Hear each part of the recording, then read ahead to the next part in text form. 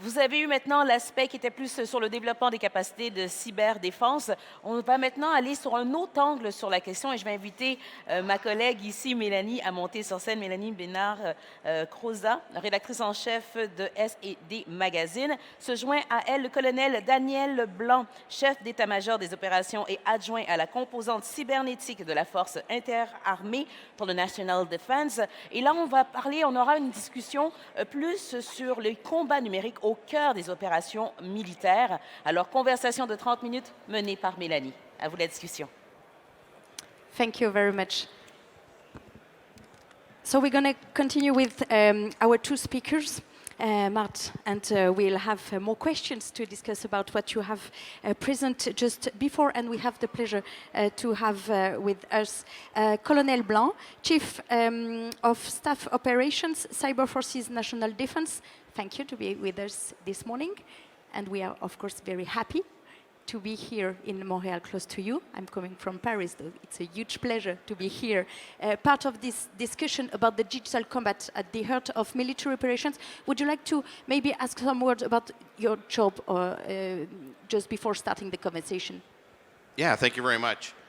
So I don't think a lot of people understand what the Canadian Armed Forces cyber forces look like, only because we haven't been very public, to be honest. And this is an opportunity for us to kind of articulate what we do in this domain. We are a joint warfighting organization. We are committed to conducting full spectrum cyber operations. That includes defensive cyber operations, offensive cyber operations, and security cooperation and capacity building with allies, partners, and host nations. We are doing those operations today. As I speak, we have cyber operators and cyber officers that are actually conducting threat hunt operations on our domestic networks, because we are responsible for defending the Canadian Armed Forces networks, both at home and abroad. We have operators right now in a task force sitting in Latvia, working closely with our Latvian colleagues in a joint threat hunt operation where we hunt, clear, harden, and defend against adversarial activity that we're noticing and seeing every day.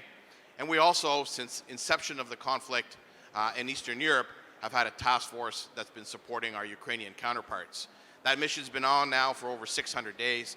That operation is providing critical security and support and defense to our Ukrainian counterparts on some of their critical networks. So the force is active, it's globally deployed, and it's one of the things that we bring to the conversation I think we're going to have about allies and partners and whole of government approach. You used one word, and the same Mart used also, and it's the main word, let's say, here in cyber form. It's about cooperation, which is really the key point. You are talking about the conflict in East Europe, of course. If we may start maybe to have your point of view about the current state of cyber operations, both in political and, of course, armed conflicts today. What can we say about the current situation? Yeah, I think there's one thing that we've noticed. What happened in 2014 when Russia conducted its first kind of, really intense cyber operations against the Ukraine, we are seeing a very different actor today. In some areas, they're much more sophisticated. We are seeing the adversary also leverage proxies and inspired individuals to support their cause. It is also forcing us to be much faster, much more agile in our ability to respond to these threats. And, as you know, government institutions aren't always the fastest.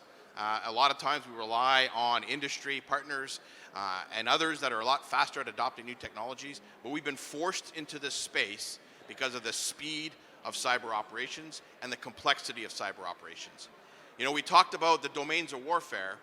This is the only domain of warfare that's man-made, and it's changing every single day. So we must adapt, and that's one of the challenges. And to achieve that adaptation at speed, at cyber speed as we call it, partnership, coalitions, cooperation is critical to success because we don't have all the answers. Mart, maybe one point to answer what Colonel said about this. We see that all these cyber attacks are more sophisticated, and this is a key point about adaptability. And how are you moving to be more adaptable, more agile, he was, Colonel, saying, in a global framework, the common one you were talking about exercise for all the member states to be able to answer to these cyber attacks more sophisticated, you have seen? Thank you very much, and I think I would start from there that if we talk about cybercrime, then somebody said very nicely that most of the cybercrime, or very most part of cyber criminals are criminals because they want easy life. So that's why in the kind of common cybercrime we don't see very complex, very advanced attacks too often, because that's not the nature of being a criminal. Then these people would be scientists or doing great job in industry. But they want easy lives, they go use kind of easy opportunities. That's the majority of cybercrime. On contrary, when we talk about cyber defense, we talk against nation-sponsored attacks or FSB, Russian intelligence agencies, or intelligence community. So there we see the most possible complexity of attacks, where this is combined, like cyber activities combined with kinetic activity, special force action, typical spyware we see from the movies. It's all there, and that makes these cyber operations, cyber defense during wartime especially complex and complicated. And I think, as Colonel said, we see it's changing every day. There is no single solution that they are using all the time. They are adapting, and we need to adapt. And the main principle here is, I think this is what, during the first days of Ukrainian defense against Russian attack, what was said, how NATO way to command the troops is clearly superior to Russian way to command troops, is that NATO officers, by tradition, have much more freedom and flexibility in making their decision. Russians are confined into their 1, 2, 3 courses of action, and if they run out and if they can't call their general, they will just stand there because they are not trained to make their own decisions on the battlefield. And this is just the opposite what we train for in NATO, which is that the most important property of an officer is to be able, under stressful condition, to decide on their own course based on the commander's intent, even if they can't get it approved by the commander. Now, when we take this into cyberspace, then eventually it all comes down to exercise, exercise, exercise, exercise. Different conditions, different partners, different environments. And then what Canada is kind of really leading the way in the world is that on top of exercises, you have real operations. In real battlefield, you really defend good people of Ukraine, and with friendly Latvian authorities, you conduct threat hunting, which is, let's say, a very peaceful way to cooperate. You don't attack anybody, you don't kill anybody, you just make sure that peaceful people can continue living in peace and security. And about deterrence of cyberspace, what are the means? What can we say today that you have and you can do? Yeah, I think everyone's aware of our policy, and that we have and we continue to refine our offensive cyber capability. This is critical for us in that we need to be able to hold adversaries at risk, and also to impose costs on them when it makes sense to do so, to ensure that they follow that international rules-based order that the minister spoke about before. We cannot allow nations, state actors, we cannot allow proxies or inspired individuals or even criminals to get away with some of these actions. So we have a mandate, and we have an authority and an ability to impose costs on them to ensure that we reestablish some of those norms that are expected in cyberspace. And about this international law, I would like to ask you, let's say, quite complete question, because it's a key point for NATO organization. Yes, international law, how does it apply in cyberspace is one of the key research areas at our Center of Excellence, and we have two main directions in this research. One is to support our nations in discussing at the highest level, at United Nations level, and really understand what are Russian positions, what are Chinese positions, what are our nation's positions in these negotiations, and what kind of impact it could long-term have to our nations.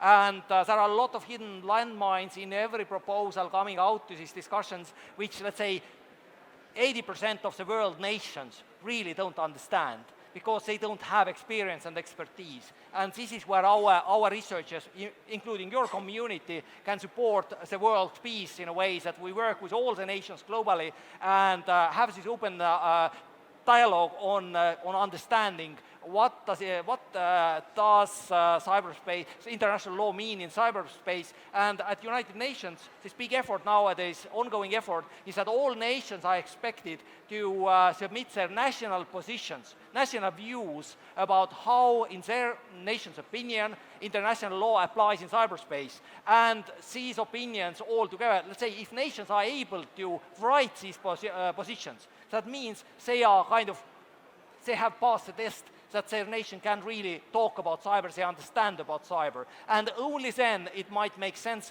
to start voting about potential conventions or regulations from United Nations side. Today, it's our common position here that it's too early, while most of the nations can kind of go follow this kind of populistic approaches from some nations instead of really understanding what is a real benefit to them, these nations. And it was now a little bit was discussed about this the deterrence here, and coming back to deterrence of cyber defense or cyber offense.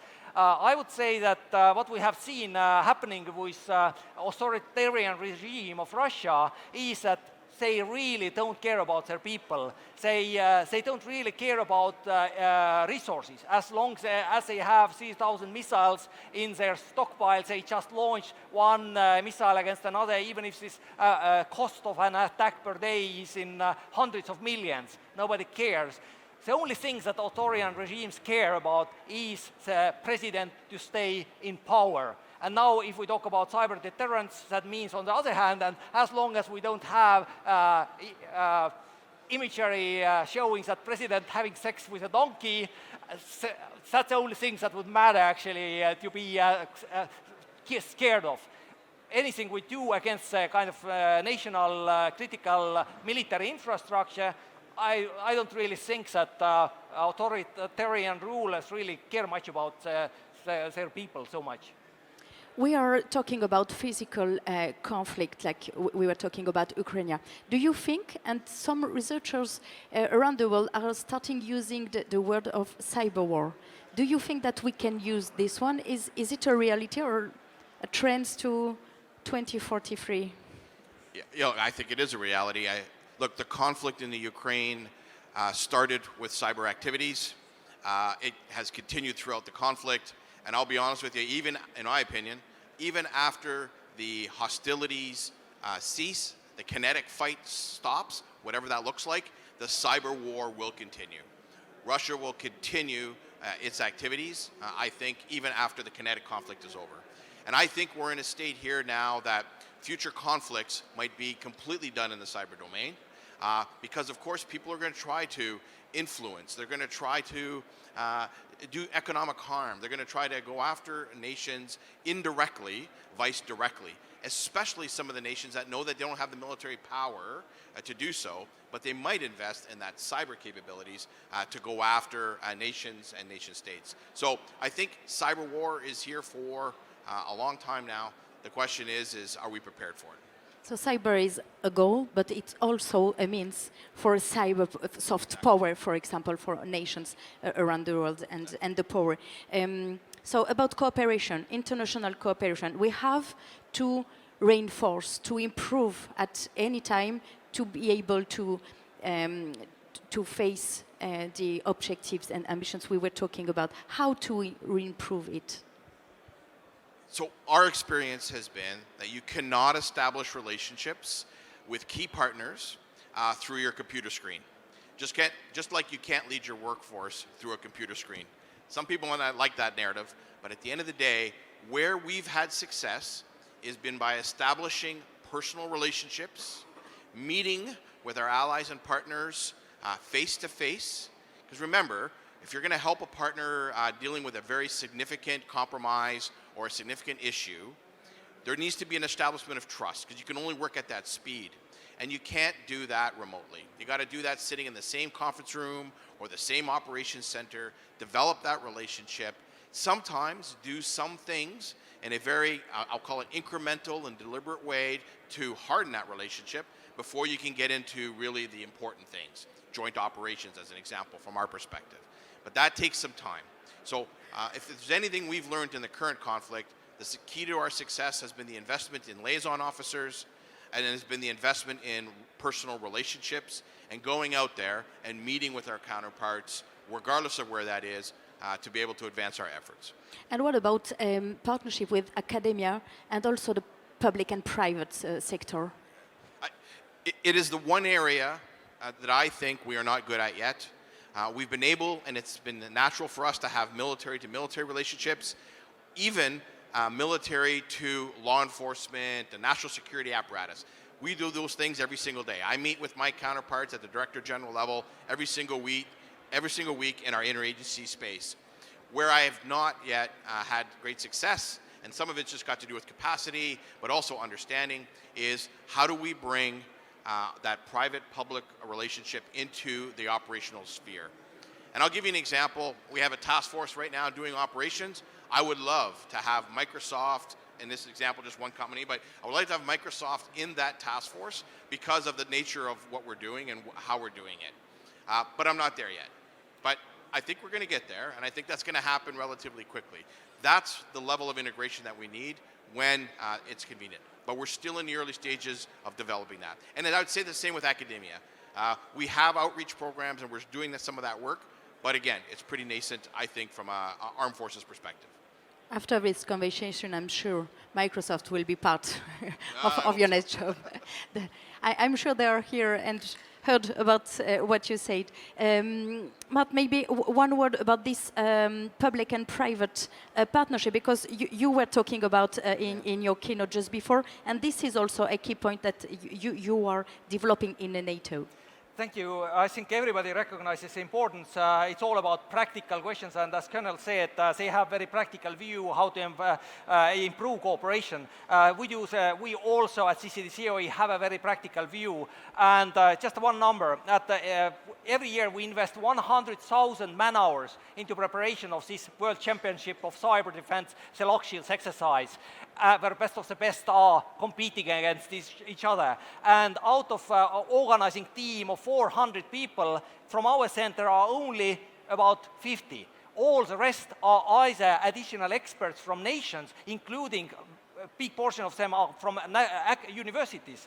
And then the rest are just volunteers from the nations. Guys like you, cyber experts from industry and academia, because they think that this is developing and fun and exciting to be part of such an event with such an international environment. And several nations use Lock Shields participation in order to boost national level cooperation. So they build up their national blue teams, a competing team, under the leadership of either Cyber Command or National Cybersecurity Center, but they bring on board academia, many universities, company representatives, volunteers, and this is how these 300 people come together to compete against the best in the world. So if you want to volunteer for Blue Team of Canada for the next Lock Shields of next year, then sign up with the Colonel. I have one more question about technologies, because you were also talking about in your keynote before, and I know about the North Atlantic Defense Innovation Accelerator, Diana, about NATO, which is a key point about deep tech technologies, and we know that in cyber, anticipation is also a keyword. How are you working close to this program of innovation, and how the technologies can have an impact on all your common global framework? I was back in time a couple of years ago. I was in advisory group for Stoltenberg to discuss NATO Innovation Fund and Diana. And now, so I think the main question is how Diana is different from any other startup accelerator. I think the one and easy answer is that Diana brings on board military competencies on concept development and experimentation. So startups going through Diana, they will get this strong support from national militaries on how their technology can find this market niche, the market placement in military operations. And this is always some of the most complicated questions for any startup to deal with, and militaries are not typically very eager to share their views on their capability gaps and opportunities for new technology, so Diana should bridge this gap. And be also a part of this trust that we have Absolutely. to build all together, to work more in a cooperation about technologies, Colonel, and let's say, of course, about artificial intelligence. Yeah. Let me state this by, or let me start this by saying, we spend a lot of money on trying to develop really specialized capabilities in the cyber domain. I'll be honest with you, though. I don't use a lot of it. And I'll tell you why.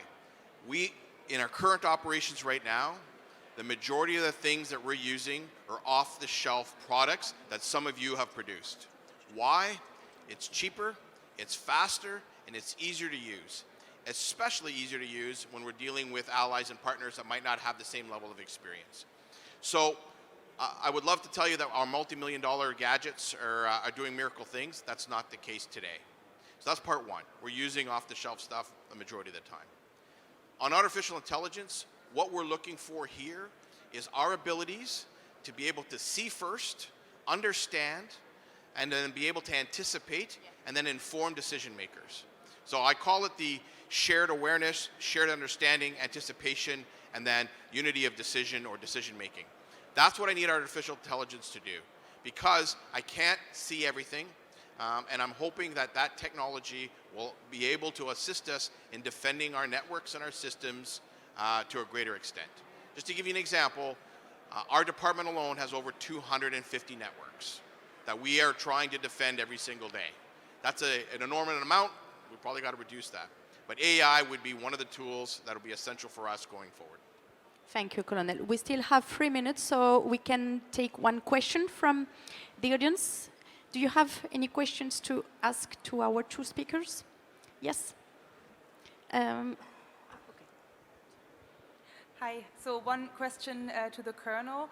Canada was, for example, in Latvia and was doing hunt forward missions, which are very sensitive because you are in the infrastructure of the other country. How do you build trust, like really on an operational, personal level? Yeah, a very good question. Thank you.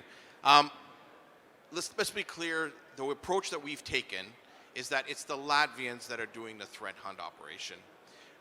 We call it joint because we're embedded with them and we're helping them every single day. We provide them software and tools and expertise. But it's their network, full agency on their network. We only do what they're comfortable for us to do on those networks. And the advantage and the approach that we've taken from a Canadian perspective is that we started off what I would say pretty benign networks, making sure that they understood our capabilities and our gaps. And then we worked together. And now I think we're on network number 22 in Latvia.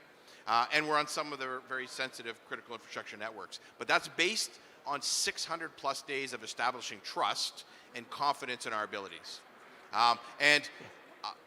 Again, we've done this at the speed at which they are comfortable doing this. And if at any time they're not comfortable with something, then we move on to another network that is more of interest. That's how we've done it. We've established trust in a deliberate, incremental way throughout the process. So I think that's just exercise common sense. As I already mentioned, it's like you cooperate with your neighbor. You build the trust the same way. You need to be close, you need to know, you have experience. And another common sense is what we know about conventional war, like Second World War and other conflicts. When it gets dirty, soldiers don't fight because of their global national objectives or because of their generals. They fight because of their wingmen, their brothers in arms, which means this is where you create this bond. That means when you develop this bond in cyber, between cyber experts, having the same kind of cyber fight, protecting the network together, this is where you get this bonding and there where you get this trust. And for just an example, this Canadian experience is a perfect example how you very carefully and very systematically build this cooperation, and I think many nations will follow Canadian excellent example. When we had negotiations with Ukraine, how Ukraine could be onboarded to CCD-COE, one of the most important moments in this process was me being in Kiev during this very intensive Russian campaign launching cruise missiles against Kiev. So one landed 100 meters from the hotel where I stayed. Luckily, I left the night before. It landed next morning. So we made a joke that Putin hold on until NATO left the town. But anyway, that was a moment which now, almost a year later, our Ukrainian colleagues tell me that, well, you were there when it was hardest for us. And kind of look into the eye of the person and you just trust him. Of course, all cybersecurity on top of that, obviously. Thank you very much, and this is the final point of this conversation. Thank you so much for both of you to be here in InCyber Forum. Thank you very much. It was a pleasure to be with you. Thank you very much.